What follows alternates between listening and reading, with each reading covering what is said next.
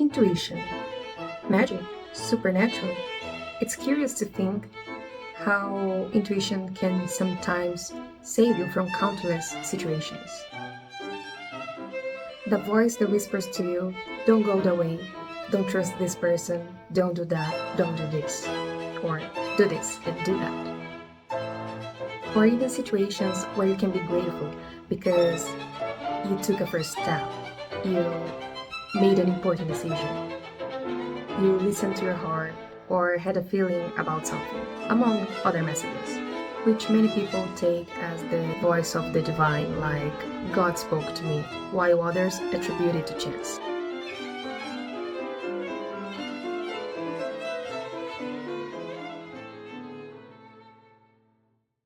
Neuroscientists explain that intuition is linked to the brain's ability to process information, make associations, and generate outputs. Not a process of small fragments of what you just perceived, but a processing of data from years of your past experiences. In other words, your brain reads the situation while your internal algorithm processes everything you have stored inside you, bringing a response output of what was entered, input, into your library. And Carl Jung already said that intuition is the perception via the unconscious. In this way, all the time your brain is capturing signals and making associations without you even noticing.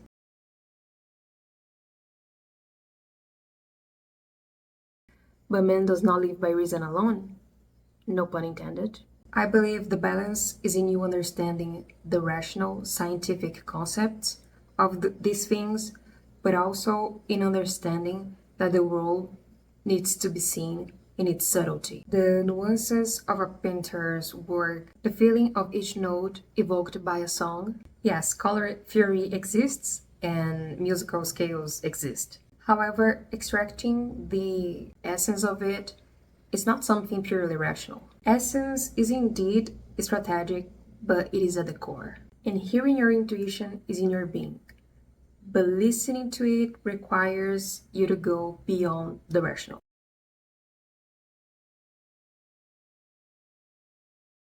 Think Jeff Bezos, for example. He felt in his being. He listened internally that he should abandon his work on Wall Street to follow an idea that seemed absurd at the time, and founded what later would become a trillion-dollar business. Other example, Sara, the American entrepreneur and founder of Spanx. She sold her company for $1.2 billion.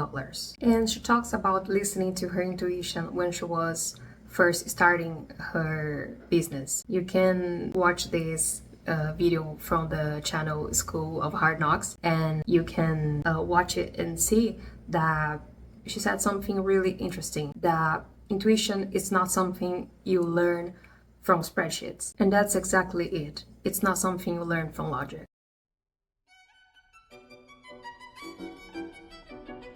Imagine if they hadn't trusted their intuition, their instincts, because the rational thing would be to stay in the safe zone, in what was already guaranteed. And you may say, intuition doesn't always lead you to something grand. You could be wrong or something. But then I ask you, isn't the main point of life to learn, to evolve, to improve your perception, to sharpen your intuition? After all, if you got everything right, why would you be here? So, in summary, don't deny what your essence is trying to tell you. I have countless cases that listening to my intuition was really made a difference for me, and I'm sharing them here at some point. Therefore, don't just hear it, listen. And if you were interested in this content, leave a like and subscribe so I will know you like the video. And answer me in the comments. What moment in your life did you listen to your intuition and it was decisive for a situation where you felt confused? Let me know in the comments below. See ya!